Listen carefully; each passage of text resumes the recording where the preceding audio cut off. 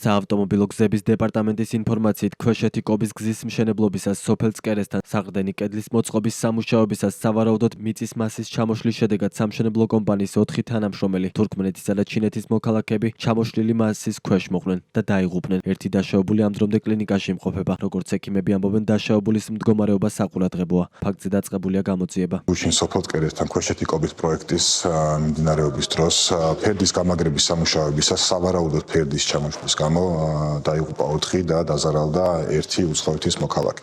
ამ დროისთვის დაწყებულია გამოძიება, ადგილზე იმყოფება ყველა შესაბამისი უწყების წარმომადგენელი, მათ შორის საავტომობილო გზების თანამშრომლები.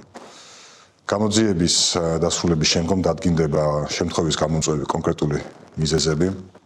ამ დროისთვის მინდა გაცნობოთ, რომ დაზარალებული პიროვნების ჯანმრთელობის მდგომარეობა არის დამაკმაყოფილებელი. გავრცელებული ინფორმაციით, სამშენებლო სამუშაოებს ადგილზე ჩინეთის რკინიგზის 23 ბიუროს ჯგუფი ატარებს. 2019 წლის ივნისში ცნობილი გახდა, რომ ჩინეთის რკინიგზის კონსტრუქციის კორპორაციას და მის ორ შვილობილ კომპანიას, ჩინეთის რკინიგზის კონსტრუქციის საერთაშორისო კორპორაციას და ჩინეთის რკინიგზის 23 ბიუროს ჯგუფს საქართველოში აღმოსავლეთ-დასავლეთის ჩხაროსნული მაგისტრალის დერეფნის გაუმჯობესების პროექტზე გამოვლენილი დარღვევების გამო მსოფლიო ბანკმა საკუთარ ტენდერებში მონაწილეობა 9 თვით აუკრძალა.